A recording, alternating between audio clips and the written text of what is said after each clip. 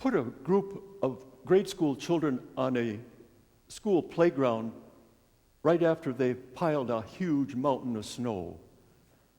And we can all guess what some of them will be doing before long, playing King on the Hill. Do children still play that? At any rate, today, the Feast of Christ the King, you and I are invited to once again enthrone Jesus as King, as Lord of our lives, and to dethrone ourselves wherever anything or anyone seeks to replace him. Why should you and I enthrone Jesus, the Christ the King? You know, that second reading is worth meditating on for a good hour. It gives us all the reasons. And in addition to that, we can learn so much about our Lord, Jesus the King. He teaches us that his kingdom is not a geographical thing. His kingdom is human hearts.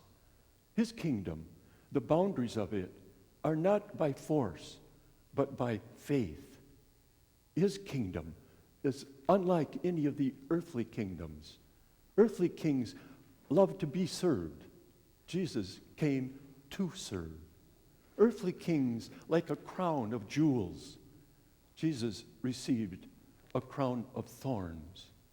Earthly kings one day die and no longer reign. Jesus rose from the dead and reigns for eternity. And Jesus is the one that you and I reverence, respect, and seek to do the will of his Father, our Father. Earthly kings love to be on a lofty throne. The throne that Jesus received was elevated on the crucifix. I looked around your beautiful church and parish today, and I noticed a beautiful statue of St. John Vianney. Then I was kind of surprised too. I was happy. I noticed a beautiful image of Christ the King. I'm just going to see how many of you know where that image is. Point to it. Right on. It's that beautiful window up there that you can't see. But when the sun shines through that, it's an image. Take a good look at it the next time you come in the daytime. It's a beautiful image of Christ the King. You know, that image, it's worth meditating on also. You know, we've got so many crucifixes around the world, in our homes and here in church, that we sometimes get used to them and overlook them. You know, I know of one person, that's his morning prayer. Every morning he gets up and he sits down in front of a crucifix with an open mind, heart, and hands, and he just gazes. Until on the inside, he feels moved to say, wow. G.K. Chesterton gives us a very helpful advice when he says, stare at that which is familiar until it begins to look strange, and then you've seen it for the first time. For the next few moments, stare at this beautiful crucifix.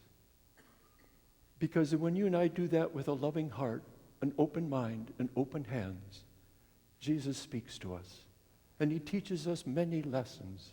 He teaches us the lesson of obedience and fidelity to the Father, to do whatever is pleasing. And each one of us knows what's pleasing to the Father. St. Paul even says, whether you eat or drink or whatever else you do, do it for the greater honor and glory of God. The Jesuits have a principle that our first task in life is to reverence, to praise, and to do the will of God. How often do we praise God? Would you believe the Orthodox Muslim gets down on all fours and praises God, Allah, same God as we worship, 5 times a day? In many churches, the Angelus rings 3 times a day, calling us to prayer. Yes, the Lord teaches us, likewise, patience. Think of it. He's sneered at, he's jeered at, he's ridiculed, and he doesn't retaliate. He teaches us forgiveness and mercy. Father, forgive them of his crucifiers and of you and me when we sin. Father, forgive them. They know not what they do. He teaches us humility. He's stripped of his garments, but also of his human dignity. He teaches us thoughtfulness. He looks at Mary and says, Mother, behold your son. Behold your daughter. Then he looks at John and says, John, behold your mother. So Mary becomes our spiritual mother. He teaches us from the cross. We are taught vulnerability. You know, here he is, the innocent one, and he doesn't offer one word in his own self-defense. He teaches us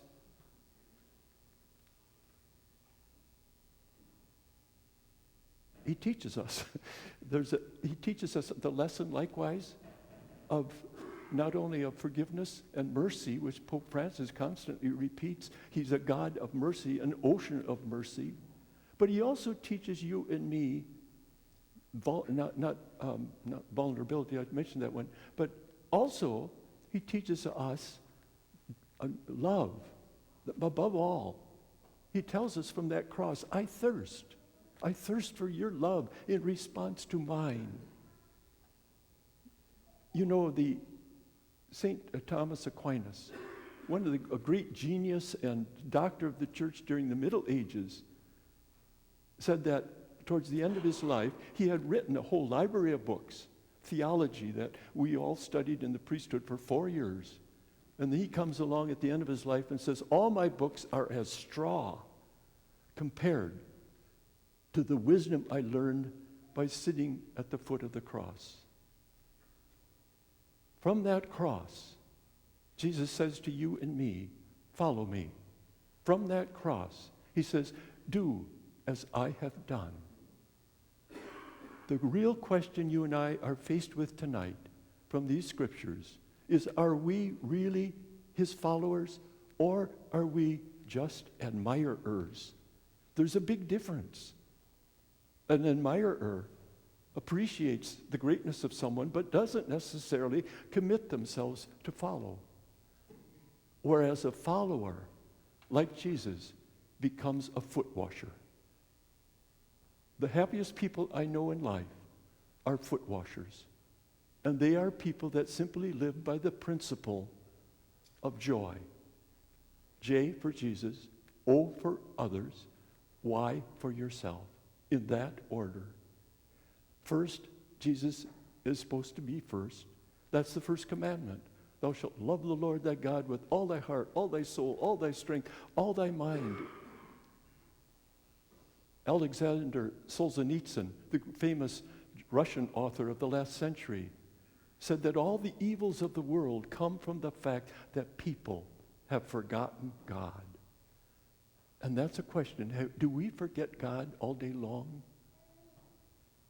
Pope Paul VI said that the greatest need of our day is for people once again to fall in love with God.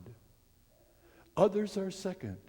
The scriptures repeat that frequently. The only scene we have of the Last Judgment is Matthew 25, where Jesus says, I was hungry, I was thirsty, I was naked, I was lonely, and so forth, and you did something about it. Father Walter Burkhardt says, he was a great preacher of the last century, said that one of our greatest problems in life is the fact that we must overcome our damnable, myopic self-centeredness. How do we do that? Put Jesus first, others second, yourself third. Maybe it's all summed up best by that story of the 2 little boys who came home from school hungrier than a pack of wolves. And they came in the house and they said, Mom, is there anything in this place to eat? And so she sat down 2 pieces of cake on the table before them. However, one piece was twice the size of the other. And so she said, boys, Jesus would give the bigger piece to his brother. And after a moment of silence, the older boy looked at his brother and said, you be Jesus.